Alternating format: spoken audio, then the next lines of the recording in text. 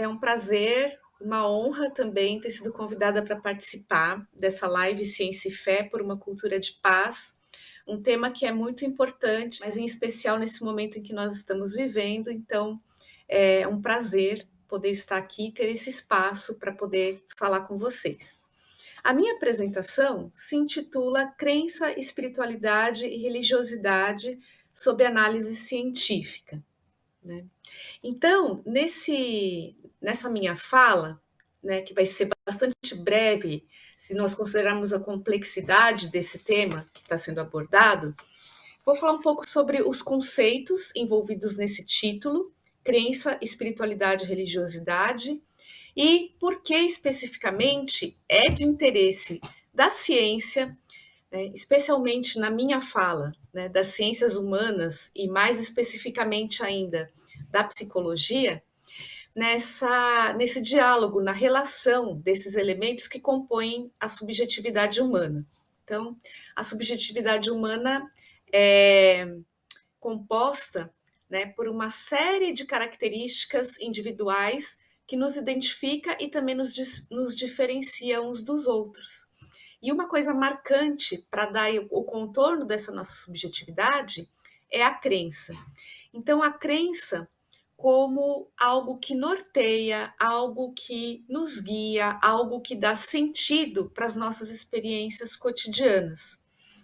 Então, a palavra crença, ela tem uma origem numa construção, né, uma junção de termos latinos, em que a gente se refere a coração e a colocar, ao movimento de colocar. Então, quando a gente fala em crença, a gente está falando de onde nós colocamos o nosso coração, né? Então, onde nós colocamos o nosso coração no sentido daquilo que nos é caro, daquilo que é importante para nós, né? Norteia a nossa vida, nos dá valores. Então, falar de crença não é falar de qualquer coisa, é falar de algo com muito respeito, porque é aquilo que constitui aquilo que nós somos, como eu disse, que dá o contorno da nossa existência, né? Então, acreditar em algo é colocar o coração em algo, né? Então, isso é uma coisa muito sensível, muito importante, muito relevante para as nossas vidas e não pode ser cuidado, mencionado, lidado de qualquer forma.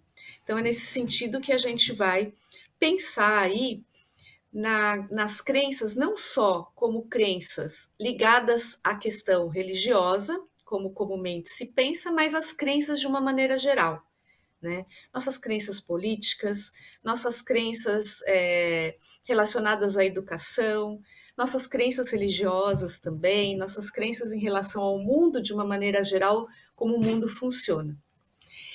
E aí nós vamos falar então, né, entrando mais diretamente no nosso tema aqui, na questão da religiosidade e da espiritualidade.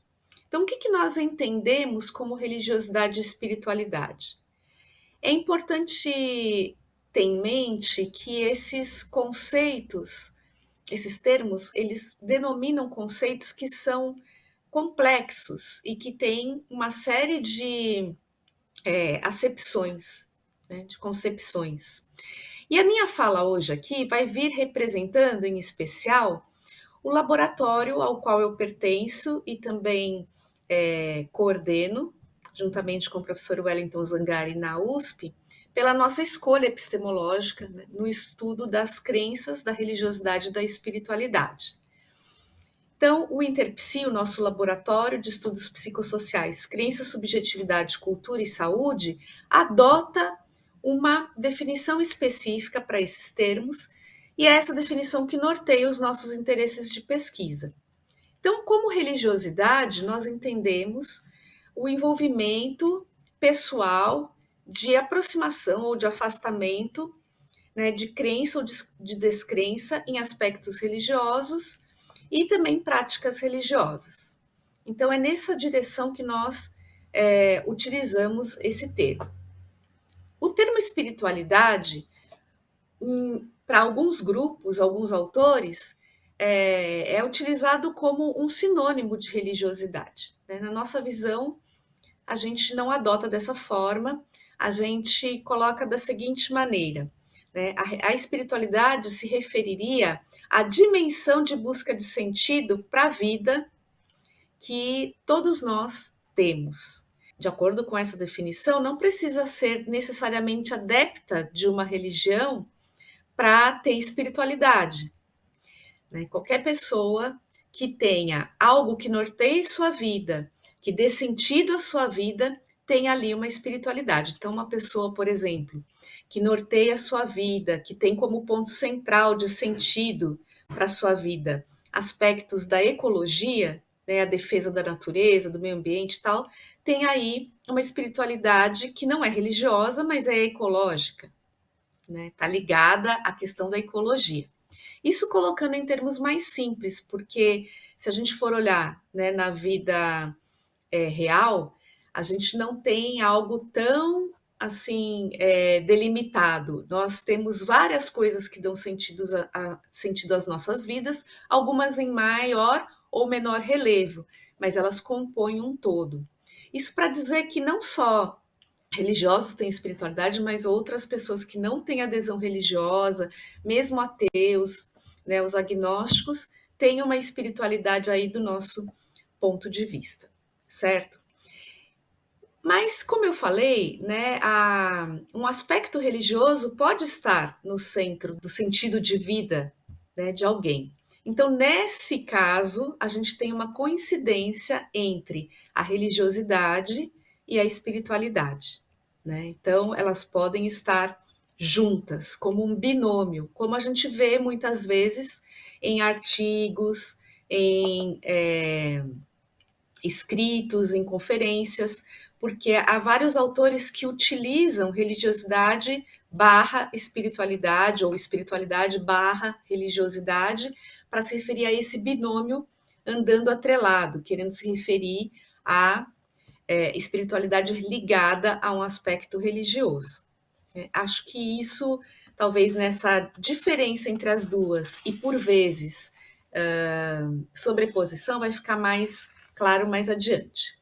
O que importa dizer aqui, já que a gente está falando dessas questões sob análise científica, é que quando a gente faz estudos a respeito desses aspectos da vida, desses aspectos da subjetividade, a gente precisa ter muito claro do que a gente está falando, em que sentido nós estamos utilizando esses termos.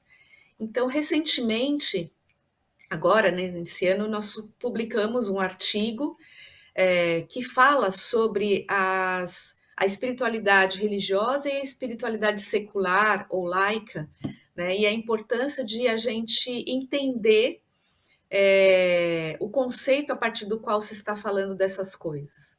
Porque, por vezes, há pessoas que se referem a diferentes artigos e diferentes pesquisas falando sobre os efeitos, os benefícios, né, da espiritualidade, da religiosidade na vida cotidiana, na nossa saúde, na saúde físico-mental, e falando, todos os estudos apontam aspectos positivos e tal.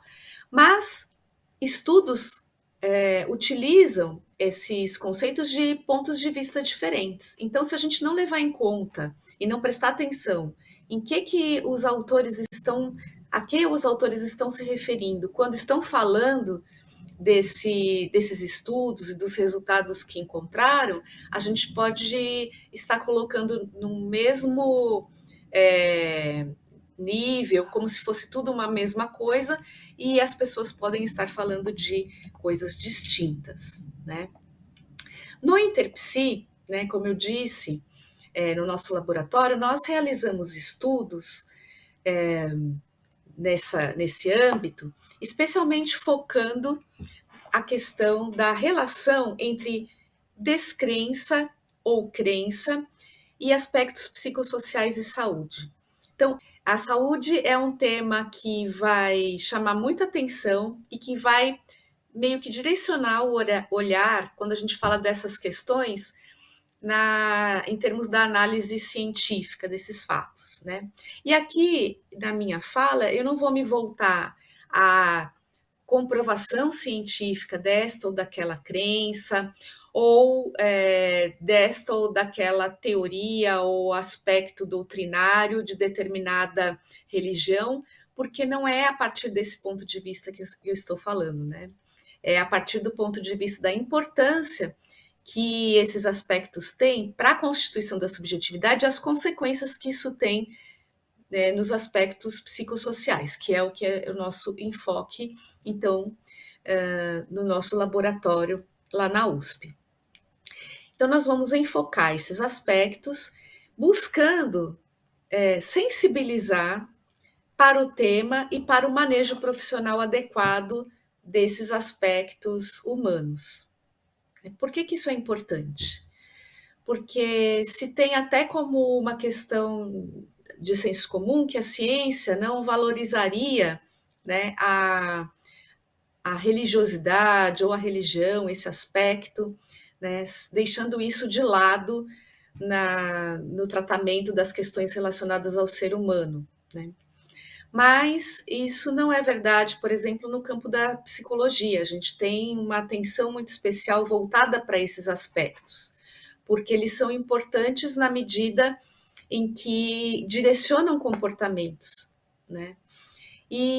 Mas é verdade também que na formação científica a gente não tem ainda, apesar de já ter dado bons passos, a gente não tem ainda concretamente uma formação adequada para o manejo e para o tratamento desse tema nas práticas profissionais. Então, no Interpsi, a gente olha para essas questões e também para essa formação em psicologia, tentando melhorar a inserção desses temas na formação dos profissionais, para que eles possam trabalhar de maneira bastante adequada e acolhedora, reconhecendo a importância desse aspecto humano que traz sentido para a vida, que tem uma série de influências aí para as nossas vivências, né, e para a nossa saúde, né, de maneira adequada, sem menosprezar e sem também, por outro lado,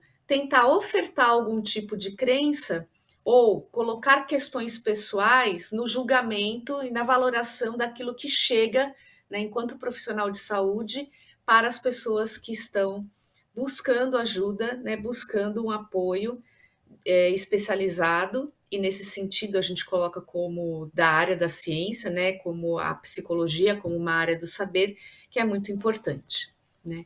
Então, falar da importância da religiosidade, da espiritualidade, então, nesses âmbitos cotidianos. Então, nossos interesses de pesquisa, por exemplo, vão na linha da consideração dos aspectos religiosos, das escolhas religiosas, das crenças individuais e também grupais, né? Porque todo mundo que faz parte de uma religião, por exemplo, está ligado a algum grupo religioso, né? Então existe um aspecto grupal aí. E mesmo quando a gente fala em relação a pessoas que não têm ligação a uma religião específica, a gente também está falando sobre a questão de encontrar apoio social, apoio no seu grupo. Então, de alguma maneira, isso acaba resvalando nesses aspectos, né? Nesse aspecto religioso, seja pela crença ou pela descrença, encontrando pessoas que comungam desse modo de ver a vida, né? De interpretar a realidade. Então, a gente tem um interesse no estudo do coping religioso, o enfrentamento religioso, que é a utilização de recursos religiosos pessoais para enfrentar, para encontrar algum sentido no sofrimento cotidiano, né? Nas questões que se apresentam no dia a dia, nos problemas que se vai enfrentar. Então, busca de respostas, busca de encontro de um bem-estar, né? E nesse sentido, eu deveria assim chamar bastante atenção aqui, e faço isso porque é importante, é que a gente encontra muitos estudos falando dos aspectos positivos da religião e desse modo de enfrentamento, mas cientificamente falando, né, do ponto de vista das pesquisas em psicologia, a gente também tem aspectos que não são muito positivos, que são negativos, quando você tem um cerceamento, né, do pensamento crítico a partir das crenças que se tornam muito rígidas e podem levar, por exemplo, ao fanatismo, ao negacionismo, à intolerância religiosa e a preconceitos, né? E que, ao invés de contribuir, então, né, o aspecto religioso, que em princípio se pensa como sendo algo relativo a uma cultura de paz, a algo que é pacífico, a algo que é do bem, a gente acaba tendo, então, uma geração de violência a partir dessa questão da intolerância, dessa rigidez, dessa falta de respeito. Então, esse aspecto também é muito importante e trabalhado, né, nas pesquisas, para que a gente não fique tendendo a achar que há só aspectos positivos, sem prestar atenção a possibilidades também de aspectos negativos que podem se refletir nos comportamentos. Então, é importante a gente olhar para isso. Também a questão do bem-estar tem que ser olhada, né, ressaltando aí essa questão do bem-estar agora, de por que a religiosidade ela pode provocar e estaria atrelada à questão do bem-estar, porque ela vai implicar justamente num quadro de referência importante para a pessoa, né? Que não sendo muito rígido, como eu disse anteriormente, para não levar para um aspecto negativo, né, do fanatismo, vai possibilitar aí uma autoaceitação, uma relação assim positiva com os outros, buscar uma confiança, né, ter uma autoconfiança e uma autonomia para a ação no mundo e também um domínio sobre o ambiente, né, no seu propósito de vida, ter uma clareza da sua missão, do seu caminhar aqui, né, na nossa vida, né, social, na nossa vida profissional, enfim, como um crescimento pessoal. Então, o aspecto de saúde relacionado a isso está ligado a as práticas religiosas, né, a religiosidade como prática, relação com práticas, né, não só doutrinais, mas aspectos que ligam o ser humano, né, a algo que o transcende e no caso do aspecto religioso propriamente dito. Né?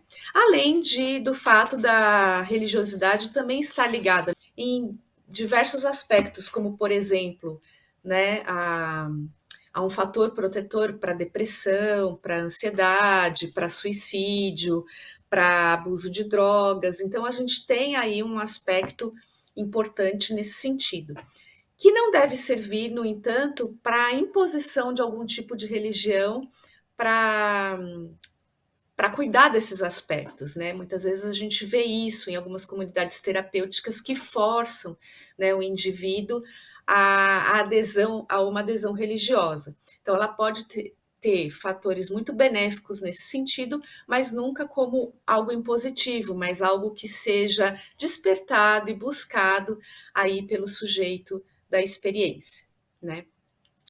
É importante dizer também, ressalto aqui mais uma vez, a questão da espiritualidade enquanto sentido de vida como algo fundamental para a felicidade, para o equilíbrio, né, do ser humano. Então, a gente tem pesquisas que mostram que a força da nossa crença, que é aquilo que estrutura a nossa vida, é importante, né? Não só uma crença religiosa, mas ateus que tenham sistemas de crenças bem estabelecidos. Pode ser uma crença, como eu falei, né? Desse teu exemplo, ecológica, uma crença política, algo educacional, algo que direcione a sua vida, vai ser muito importante, né?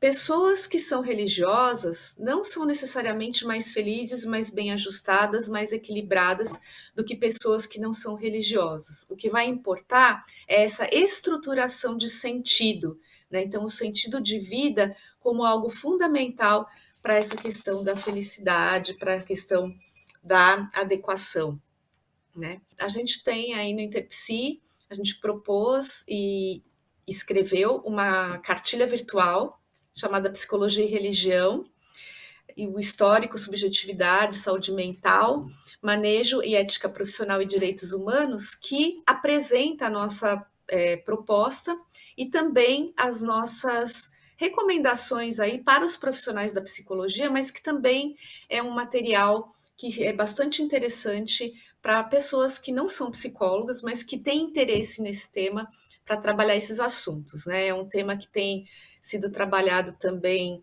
que vem sendo trabalhado aí pelos conselhos regionais, dado o reconhecimento da importância disso para os comportamentos, para a vida em sociedade, né, para nortear também políticas públicas de saúde visando aí uma cultura de paz e uma sociedade saudável, uma sociedade que respeite uns aos outros, né, em que as pessoas se respeitem e que a gente possa aí construir, né, uma sociedade humana, fraterna e justa.